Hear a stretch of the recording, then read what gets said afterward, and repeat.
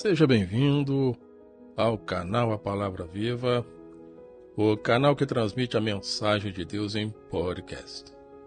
Eu sou o Jefferson, estarei por alguns minutos comentando o novo tema deste podcast, que é o cuidado de Deus para com aqueles que o temem.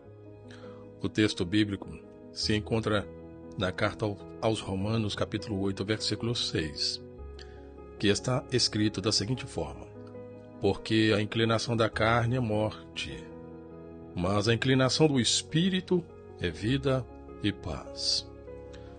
Após alguém se tornar discípulo do Senhor Jesus, além de não ter condenação sobre si, agora um outro milagre. A inclinação antes que vinha para fazer coisas erradas, se porventura intentar de novo incomodar a pessoa, já não será como antes. E sabe por quê?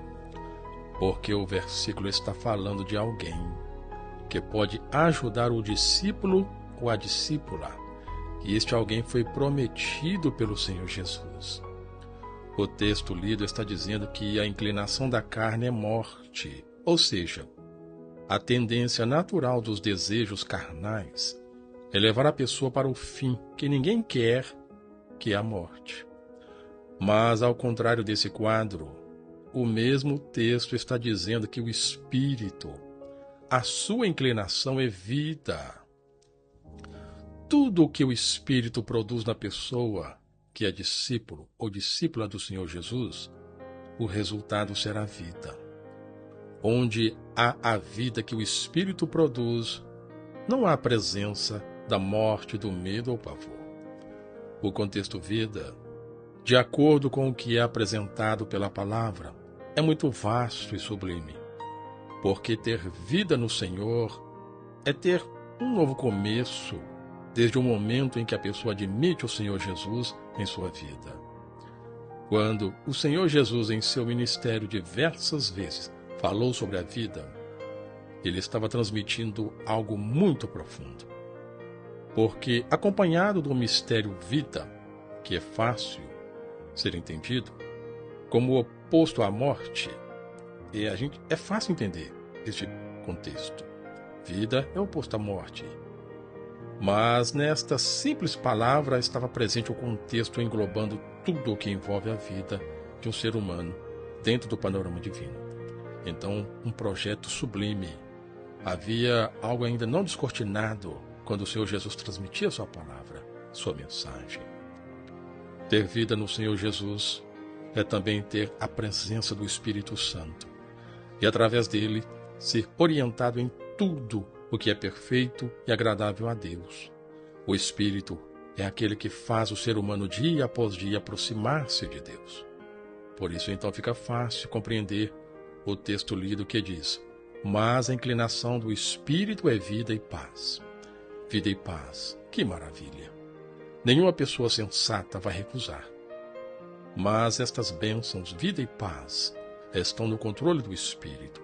É Ele o responsável em conceder estas dádivas, porque Ele é a promessa que o Senhor Jesus disse que viria e estaria todo o tempo com os discípulos, ajudando-os e fazendo-os recordar tudo o que o Senhor Jesus ensinou.